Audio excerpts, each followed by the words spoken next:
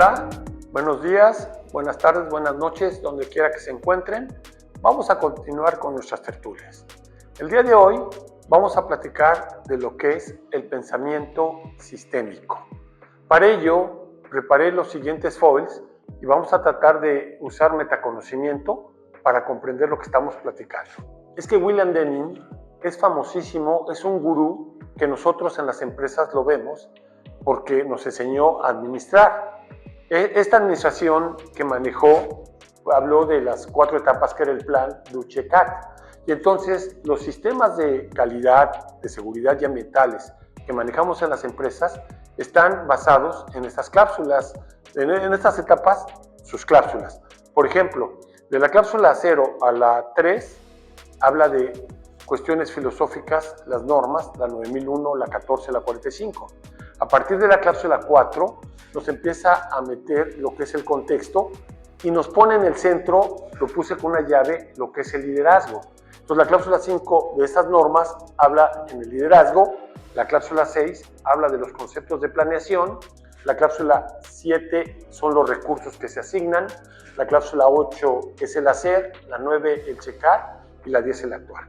No quiero confundirlos, quiero que entiendan que si ustedes agarran su norma 9001, la norma 14, la 45 y la analizan los diagramas que tienen con el pensamiento sistémico del plan Duche-Cat, automáticamente van a encontrar estas cláusulas ordenadas de la siguiente forma en algún dibujo de la norma.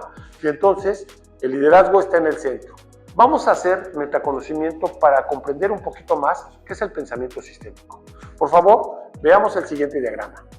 Entendiendo que el conocimiento que se pide que administremos en los temas de calidad ambiental y seguridad que están involucrados en el contexto, el conocimiento lo vamos a tener en forma explícita. La forma explícita va a estar en el requerimiento, ya sea del cliente o en el requerimiento legal, en alguna norma, nos va a explicar qué es lo que pide y lo vamos a entender a simple vista. Pero si vemos hermenéuticamente, no todo el conocimiento que se pide que está a simple vista lo podemos comprender, porque hay conocimiento que está en lo implícito, que va a necesitar analizar lo que es. Voy a poner un ejemplo para que lo comprendamos. Si yo agarro una norma, ya sea 9000, 14, 45, en la cláusula 7.2, la norma me dice, asegura la competencia de las personas para ejecutar las operaciones. Pero yo no puedo asegurar la competencia si no he determinado los criterios de evaluación. Entonces, para asegurar, yo voy a tener que hacer una planeación determinando los criterios de evaluación. Tengo que implementar los criterios de evaluación, tengo que verificar y tengo que comprender esa evaluación. Entonces, la norma me dice en algún verbo, asegura, me está diciendo que complete ya el ciclo, pero hay un hueco abajo que tengo que identificar. Vamos a continuar para seguir comprendiendo esto. Hay otro autor, otro gurú, llamado Benjamin Bloom, que Benjamin Bloom es el maestro, el padre de la enseñanza-aprendizaje. Él decía que para que alguien pudiera aprender y tener un cambio de actitud, teníamos que pasar por estas 5 etapas. La primera etapa es el conocer, la segunda es el comprender, para posteriormente poder aplicar lo que estamos aprendiendo, analizarlo, sintetizarlo y evaluarlo. Fíjense cómo mañosamente estoy poniendo una llavecita en el centro de este círculo de Bloom para entender qué es el liderazgo, quién es el instructor, el facilitador o el líder que tiene que formar a la gente.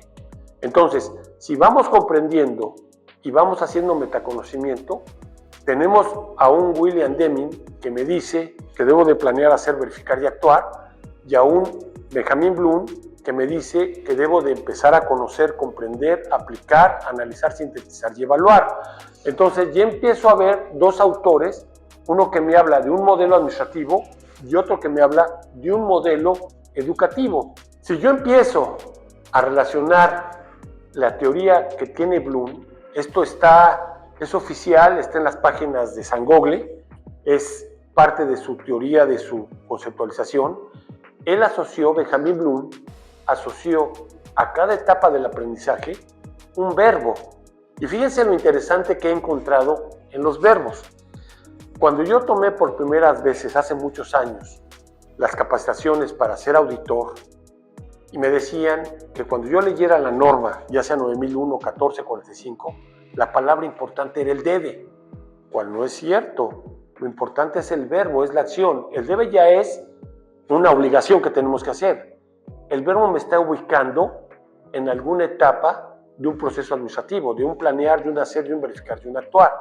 Entonces, cuando estudiamos esto y nos dimos cuenta, automáticamente dijimos, ¿qué comparación tiene Bloom con este Deming?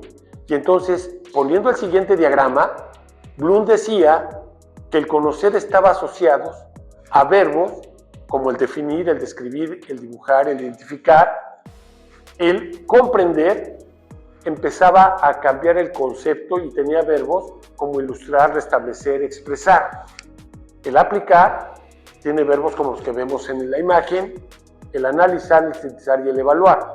A lo que quiero llegar es que si nosotros empezamos a analizar esto, de acuerdo al verbo que esté usando la persona, en la actividad que está haciendo, podemos entender si está en una etapa de planeación, de ejecución, de verificación o de control. Seguimos con un tercer autor, es Alberto Bandura. Bandura habla sobre lo que es la conducta, la cultura. Me quiero meter a la cultura organizacional. Fíjense lo que decía Alberto Bandura. Vuelvo a poner el liderazgo en el centro. Entonces, todo líder tiene que entender que debe de concientizar a su personal para poder implementar lo que son los sistemas. Y entonces la concientización está en la observación. La gente cuando entra a una empresa observa lo que hacemos. La gente recuerda lo que está viendo, lo reproduce, lo toma una actitud y da un resultado. Esto para que no se me pierdan, recuerden que Bandura puso alguna vez un ejemplo sobre lo que era un changuito y ponía una palmerita con bananas. El changuito quería comer su banana y subía y comía la banana, pero alguien en el experimento le daba una pambiza. Llegó el momento en que el changuito empezó a desistir de hacer lo que él quería hacer por el hambre que tenía y empezaron a sustituir los monitos o los changuitos en ese experimento y empezaron a dar cuenta que se generan paradigmas, en este caso en las organizaciones. ¿Por qué? Porque alguien hace alguna cosa en el trabajo y lo deja de hacer y no sabe por qué lo está haciendo. Nada más conoce que se hacía o no se hacía, pero cuando le preguntan el por qué lo haces o por qué lo dejas de hacer, no sabemos, porque nada más conocemos, no comprendemos y nos vamos a aplicar sin comprender. Y eso empieza a causar un problema de lo que vimos en el pensamiento basado en riesgos. Estamos conscientes de lo que hemos venido platicando, que yo no puedo evaluar sin tener un análisis. No puedo analizar sin haber aplicado y no puedo aplicar sin haber planeado. Entonces, fíjense a lo que me estoy refiriendo. Lo que me refiero es que primero conozco, después comprendo en una etapa de planeación. Lo aplico, lo analizo, lo sintetizo y lo evalúo. Y entonces yo no puedo controlar lo que no he determinado como un criterio de aceptación, como el ejemplo que les puse de la competencia. Vamos a entenderlo en el siguiente diagrama, el pensamiento sistémico, y vamos a tratar de hacer una tertulia fuerte. Yo, a través de un liderazgo que es la clave del éxito en lo que es la implementación de sistemas, o cuando un sistema está bien auditado y vemos que hay realmente un liderazgo en la organización, vamos a ver qué es el liderazgo a través de un sistema de gestión, que es el círculo verde, a través de un modelo administrativo. El liderazgo va a tratar de poner orden a su organización.